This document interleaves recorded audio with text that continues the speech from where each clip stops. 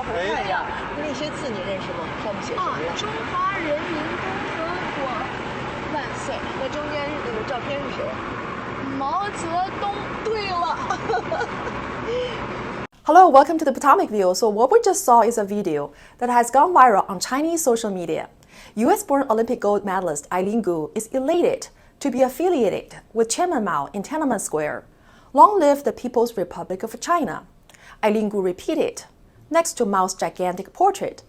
Her mom, a Stanford University-trained venture capitalist, praised her for recognizing the founder of the world's largest totalitarian state. If you're troubled by what you saw from this 18-year-old freestyle skier, you should be more concerned about many other big names and celebrities who are much older and make much more money from the CCP than Eileen Gu. LeBron King James bowed down to Emperor Xi Jinping and ditched the freedom-loving Hong Kong people who have been brutally crushed by the Chinese Communist Party. The sequel to the classic film Top Gun removed Taiwan's flag from the bomber jacket of Maverick, played by Tom Cruise, just to please Beijing's appetite for taking over Taiwan. Facebook's Mark Zuckerberg showed off his photo of a morning run through the smog-filled Tiananmen Square without a mask. He bought several copies of Xi Jinping's book in order to study socialism with Chinese characteristics. Amazon partnered with the Chinese state-run propaganda arm to promote a Xinjiang without concentration camps and genocide. A Department of Justice officer became an agent working on behalf of the CCP in attempted extradition of Mao Guo, the leader of the Chinese whistleblower movement. America's superhero John Cena made a public apology to Beijing for recognizing Taiwan as an independent nation. 你好，中国，这是叫西呢。我做很多采访，很多，所以在一个采访，我有一个错误，所有人问我，如果我可以用中文，速度与激情有人给我，所以很多采访，很多我有一个错误，我必须说，现在就是很重要。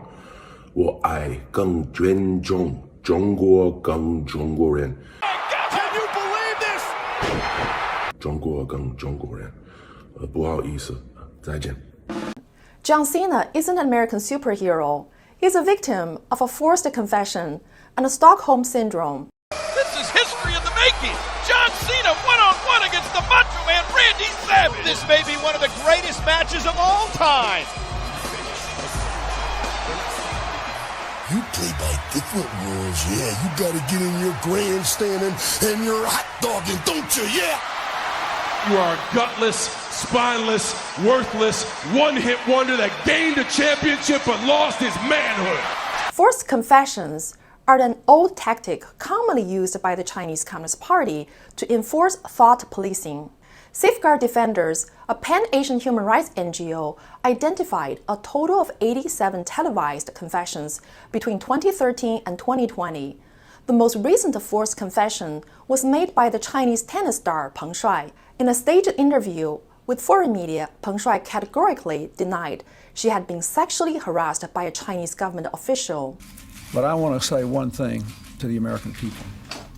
I want you to listen to me. I'm going to say this again. I did not have sexual relations with that woman. The term Stockholm Syndrome was coined in 1973 by a Swedish criminologist in Stockholm. He used the term to explain a bizarre relationship that the hostages of a bank raid developed toward their captor.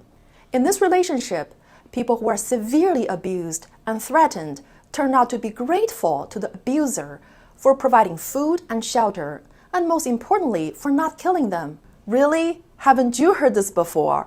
The Chinese Communist Party often brags about its achievement of providing food and shelter for the Chinese people and lifting them out of poverty.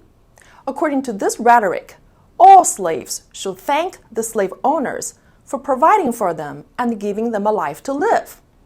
If America's macho man, John Cena, can be brought down to his knees, why can't an 18-year-old girl succumb to the communists of China? Who doesn't covet the lucrative Chinese market?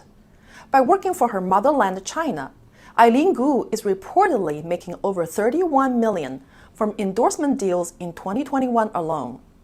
It's nothing compared with the billions of dollars made by corporate America from the slave labor in Chinese concentration camps. Harvard and other leading American colleges and universities are receiving billions of dollars from communist China. What about Wall Street? All of Wall Street is on Beijing's payroll. When Eileen Gu becomes a poster child for the state-run Chinese propaganda, people frown. But honestly, who would say no to tens of millions of dollars when offered such an opportunity to promote Chinese communist propaganda? America's mainstream media have done that before. Leading publications such as the New York Times, the Washington Post, and the Wall Street Journal have taken tens of millions of dollars from the CCP to distribute Chinese propaganda to the American audiences.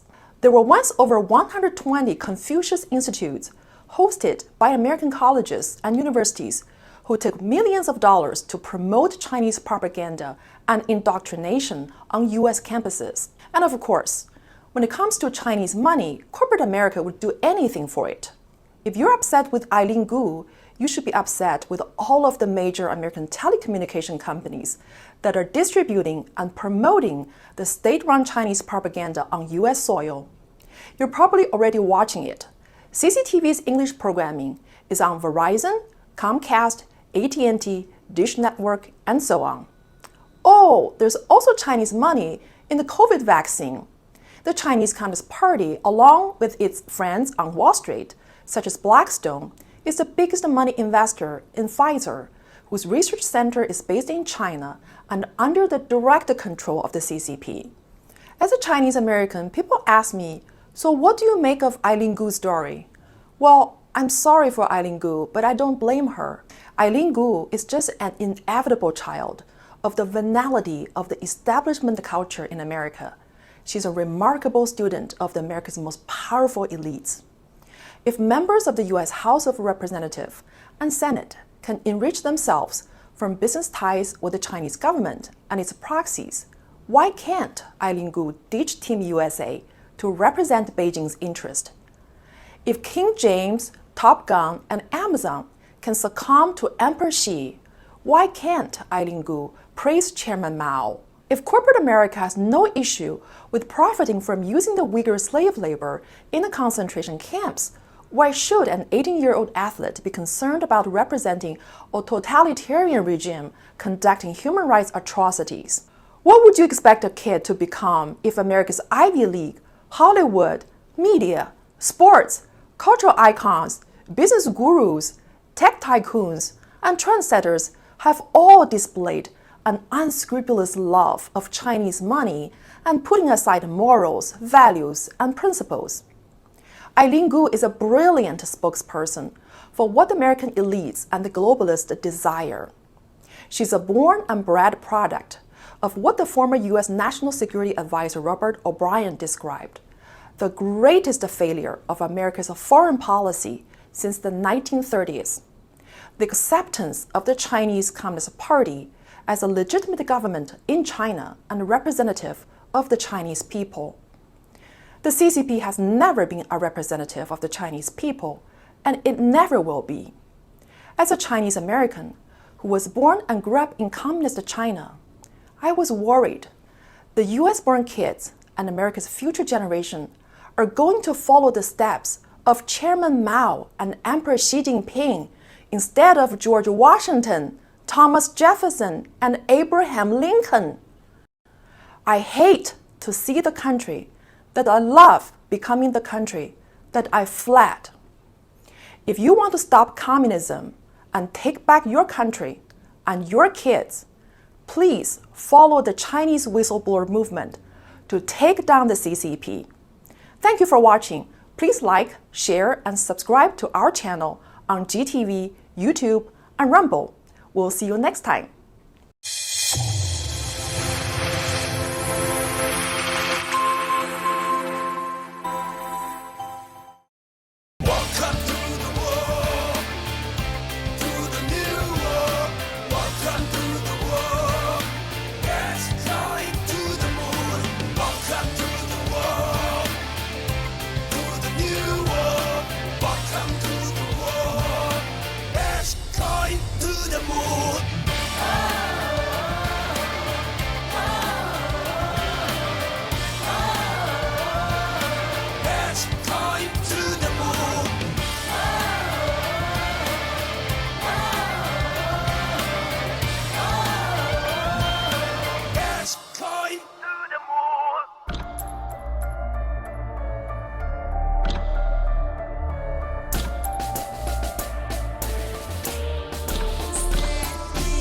强权，对前沿加密技术出手，那你的财富没人能夺走。稳定币、浮动币设计天下无双，还有20%黄金挂钩，摧毁不停压榨你的机器，从此不再做金钱的奴隶。